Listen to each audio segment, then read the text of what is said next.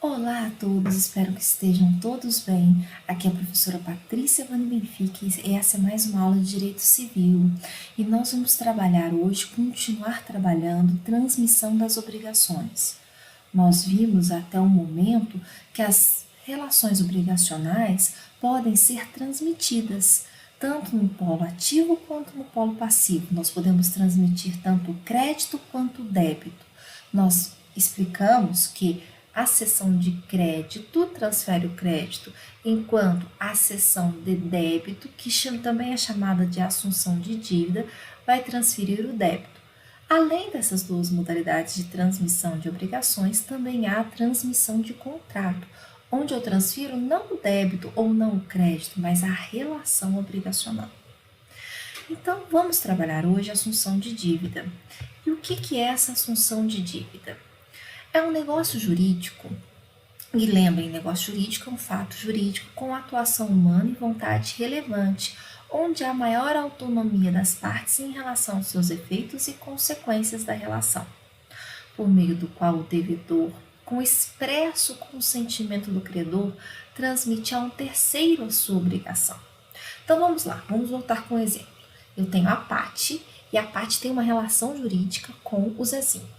A Paty é uma advogada que tem que fazer um parecer e o Zezinho é o cliente. A Paty faz o parecer em troca de R$1.000. A Paty tem direito a um crédito de R$1.000 em relação ao Zezinho. Então, quando ela fizer a obrigação, ela tem direito a receber R$1.000 e o Zezinho é devedor de R$1.000 em relação à Paty. Então, o Zezinho deve para a Paty R$1.000. Ok? Imagina, pessoal, que com o consentimento da Paty, o devedor Zezinho, ele transmita o seu débito para o Carlos. Por que o Carlos aceitou isso? Porque o Carlos quis, o Carlos era um devedor do Zezinho, o Carlos já devia o Zezinho, ou o Carlos é o pai do Zezinho que quer pagar a dívida dele, não importa. Então, na minha relação de assunção de dívida, nessa relação obrigacional, nesse negócio jurídico, porque a natureza aqui é um negócio jurídico obrigacional e dispositivo, é um negócio jurídico bilateral, né? Eu tenho credor, Paty, devedor primitivo, Zezinho, e devedor assuntor, novo devedor, que vai ser, no meu exemplo, Carlos. E o objeto da dívida assumida, o objeto de dívida assumida é os R$1.000. Nesse caso, pessoal, o artigo... Não, desculpa, passei. Essa assunção de dívida, como eu falei, ela pode ser onerosa ou gratuita. Ela pode ser onerosa quando o Carlos, por exemplo, assumiu a dívida do Zezinho porque já devia R$1.000 para o Zezinho. Então, olha, Zezinho, em vez de eu te pagar R$1.000, eu assumo a dívida com a Patrícia, com a Paty, e eu pago para ela. Você aceita? Ah, o Zezinho, aceito. Tudo bem, vamos fazer isso. Paty, você aceita? Aceito. Tudo bem, então foi oneroso. Ou pode ser gratuito. O Carlos é o pai do Zezinho, o Carlos vira e fala assim, não, meu filho, pode deixar, se a parte aceitar, eu assumo a sua dívida. Então, pode ser gratuito ou oneroso. A doutrina costuma falar que assumir a dívida é um termo muito melhor do que cessão de débito por causa da conotação negativa da palavra. Aí é uma questão de português. A ideia de ceder algo é algo bom. Você cede algo bom, você cede um crédito e por isso a palavra cessão é ligada sempre a uma coisa positiva. Assumir já está ligado a algo negativo. Alguém assume a sua dívida, um anjo ou uma pessoa boa assume a sua dívida.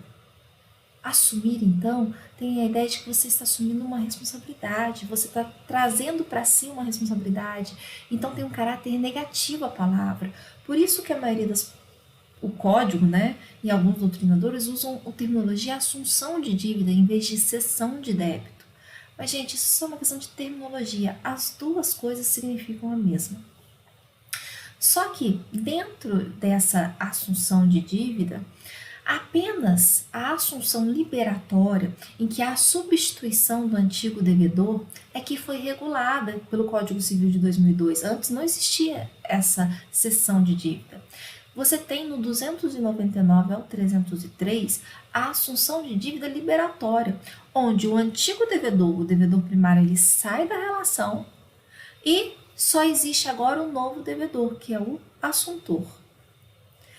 Há também, e aí já não é mais assunção de dívida, mas é uma liberação, é uma nova entrada de um devedor na seção de débito, melhor dizendo, cumulativa, onde há aqui um reforço da obrigação. Então, aqui, na verdade, a dívida estava entre a Paty e o Zezinho, certo? Agora o Carlos entra junto também. O Carlos também vai ser um devedor, vai acabar virando um devedor, né, na relação obrigacional, porque ele está trazendo um reforço à obrigação. E isso não é a assunção de dívida do 299 ao 303 do Código Civil. O 299 ao 303, ele vai trabalhar só com a liberatória, onde há a substituição do antigo devedor por um novo devedor, que nós chamamos de devedor assuntor. Existem alguns requisitos para que haja essa assunção de dívida liberatória. E quais são os requisitos? Primeiro, a relação entre a Paty e o Zezinho, ela tem que ser uma relação obrigacional válida. Então, além de ser existente, além de ter os requisitos da existência, objeto, sujeitos e vínculo jurídico, também tem que ter os requisitos de validade. Os sujeitos, eles têm que ser partes. Sim, tem que ter os sujeitos, mas eles têm que ter capacidade. O objeto, ele tem que ser possível. Então, não dá para ser uma relação obrigacional em que meu objeto é um terreno na Lua. Então, não tem como o novo devedor ou assuntor assumir essa obrigação, sendo que ele agora vai ser obrigado a pagar um terreno na Lua. Isso não existe ainda, pelo menos ainda não, né? Então, não é um objeto possível. Então, além dos requisitos de existência, a relação obrigacional original também tem que ser válida. Haverá uma substituição do devedor. E essa substituição do devedor tem que ser por um novo devedor que seja solvente, ou seja, ele tem que ter condições de pagar. Se por acaso, esse novo devedor não tinha condições de pagar, ele era, por exemplo, gente, vamos supor, você levou o Carlos lá no banco, a dívida não era com a Paty, era com o Banco do Brasil. Aí você vai lá, veste o Carlos com uma roupa muito boa, um terno de grife, leva lá e fala assim, olha, o Carlos é um empresário da cidade, ele vai assumir o negócio, ele vai assumir a dívida.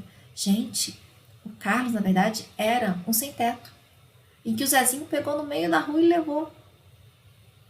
O Zezinho estava agindo de má fé, ele sabia disso, ele levou um assuntor insolvente para poder assumir a dívida. Nesse caso, o artigo 301 vai deixar bem claro que no caso a nova relação, né, esse assuntor ele não tiver condições de pagar ou tiver algum vício nesse assumir a dívida, nessa assunção de dívida, a dívida anterior, a relação obrigacional, volta a ser como era antes.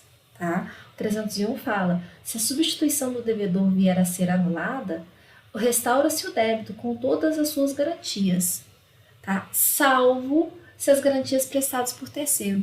Salvo se o Zezinho também, no meu contrato com o Zezinho, a gente tinha posto que a Maria, que é prima do Zezinho, ia ser fiadora. Aí, nesse caso, se a Maria estava de boa fé, ela está liberada da relação contratual, tá? E aí, se voltar, porque eu descobri que o Carlos não tinha condições de pagar, se voltar aquela dívida, a Maria não retorna como uma garantia, né? Ela não tem mais aquela continuidade da fiança que ela prestou. Além da presença de uma relação jurídica obrigacional existente e válida, além da substituição do devedor por um assuntor solvente, é obrigatório a anuência expressa do credor. Essa é a regra. Vai existir uma exceção que eu já vou falar para vocês. Mas a regra é que o credor ele sempre tem que consentir. E é expresso. Aqui não vale aquela máxima de quem cala consente. Aqui não vale aquela regra que se eu ficar quieto, ok, eu estou aceitando. Aqui, no meu exemplo, Paty, Zezinho e Carlos, obrigatoriamente eu, Paty, tenho que falar para o Zezinho e para o Carlos, olha, eu aceito que vocês assumem aqui, o Carlos assuma a dívida do Zezinho. Então, expressamente tem que ter a anuência do credor. Se não tiver a anuência expressa do credor, não vale, com exceção do artigo 303.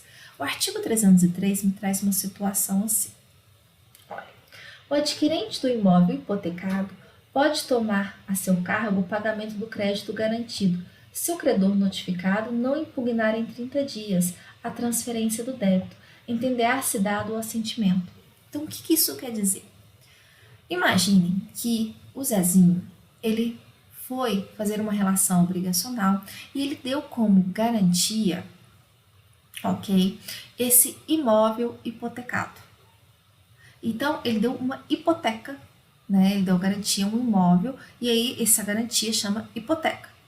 Então, nessa garantia chamada hipoteca, que é uma garantia real, ele, então, resolveu que ele quer vender aquele imóvel. Então, a Paty tem uma relação obrigacional com o Zezinho. O Zezinho deve para a Paty, mas como garantia que vou pagar a dívida para a Paty, ele deu um imóvel em garantia. E nós chamamos essa garantia de hipoteca. Então, nós fomos lá no registro de cartório e colocamos uma hipoteca no imóvel. Tudo bem? Tranquilo aqui? Aí, o Zezinho resolveu vender aquele imóvel e passou para a Joana. Então, Joana, você está comprando meu imóvel. Só que eu já aviso para você, Joana, meu imóvel está hipotecado. Você aceita comprar mesmo assim? Porque você vai assumir a dívida também, porque a hipoteca vai continuar com o imóvel. A hipoteca não some do imóvel porque eu estou te passando. A Joana falou assim, não, aceito, Zezinho, aceito sim, eu te conheço, sei que você vai pagar, tudo bem, não tem problema não. E aí o que acontece? Eu, Patrícia, Paty, não preciso expressamente anuir para que agora a Joana passe a ser também uma dívida, a nova devedora, porque a minha hipoteca, a minha garantia foi embora. Mas, professora, por que não? Porque aqui, diferente do 299, aqui no 303, que é uma exceção à regra, quem cala consente.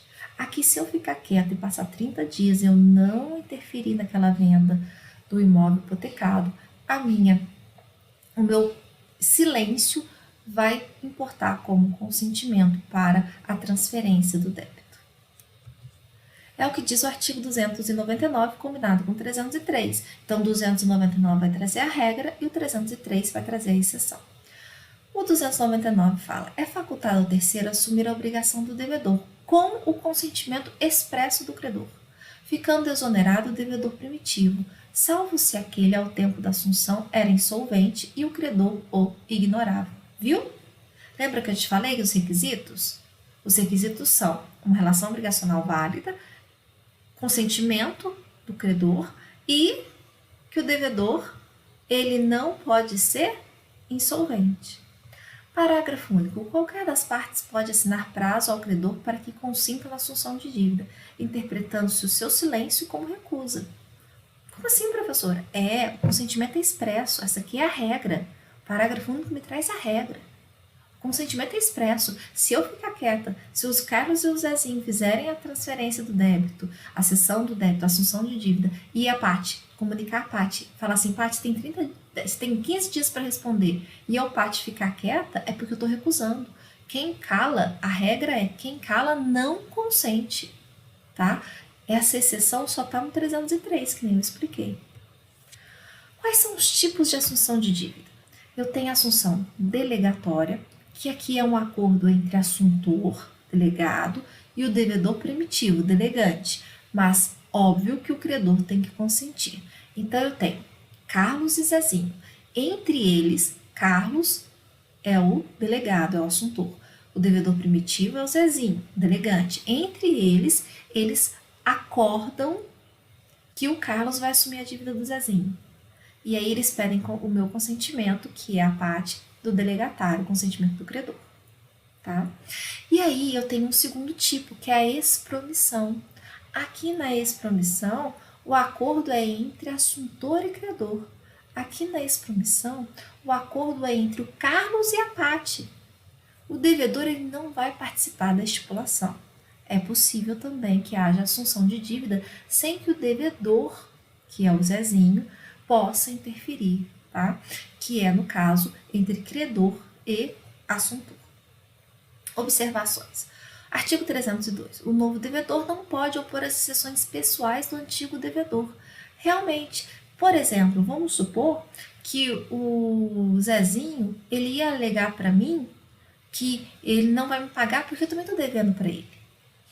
Então, uma outra relação para trás, eu devia R$ 1.000 para ele, a gente ia compensar as dívidas.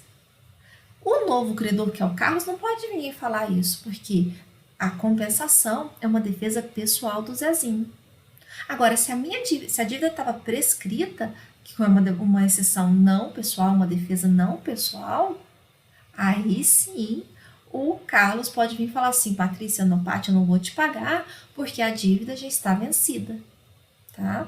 Mas o Carlos só pode alegar as exceções, desculpa, gente, as exceções não pessoais. As exceções pessoais ele não pode alegar.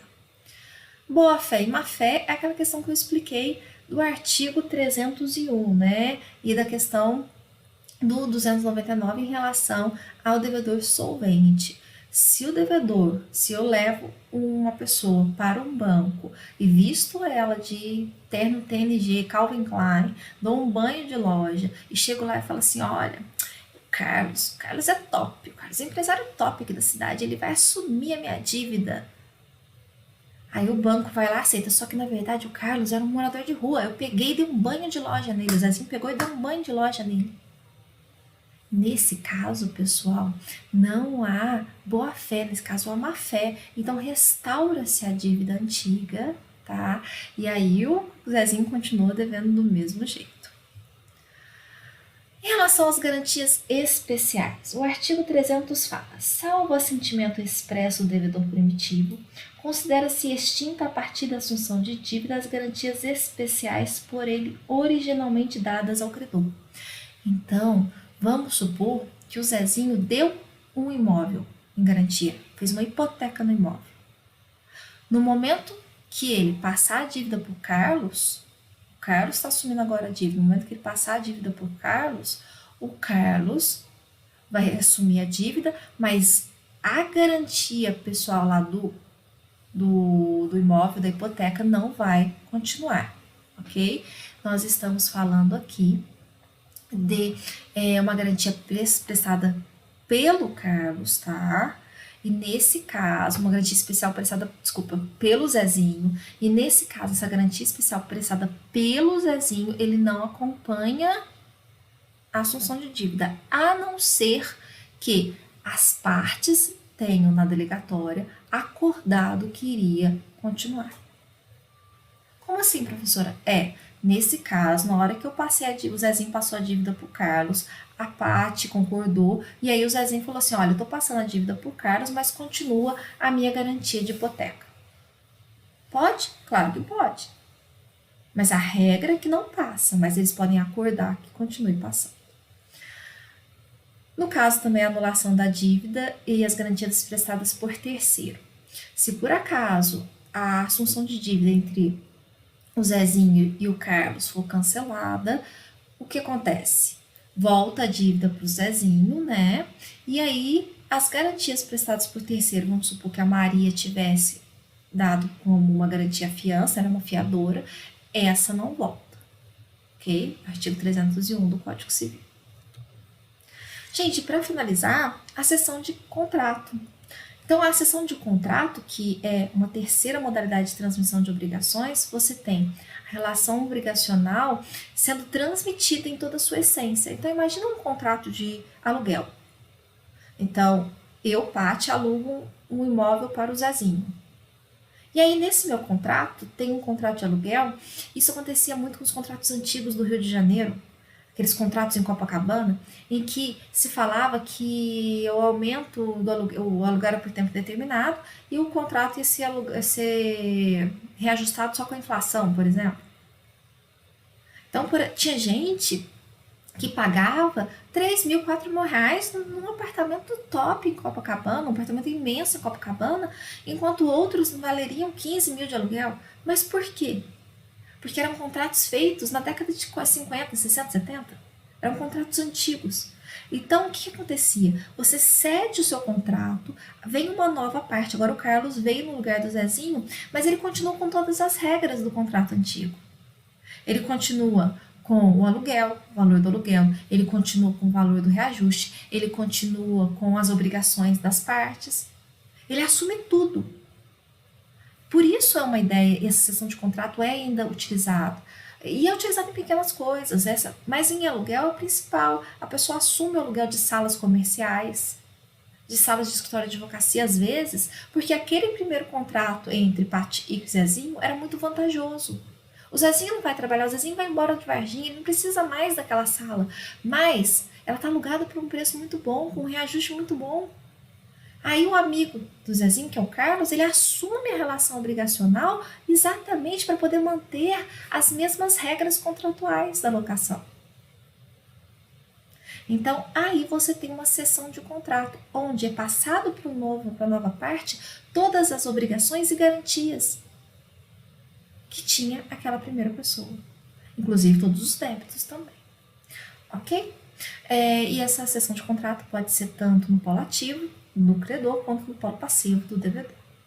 Bem, pessoal, terminamos aqui mais um vídeo, espero que tenha dado para entender. Eu peço desculpas se eu acabei ficando parando um pouquinho a aula algumas horas, é porque o telefone aqui não parou de tocar, tá tremendo no meu colo. Eu vou agora atender ele. Um abraço a todos, um beijo e a gente se vê no próximo vídeo aula ou na próxima aula. Beijinho.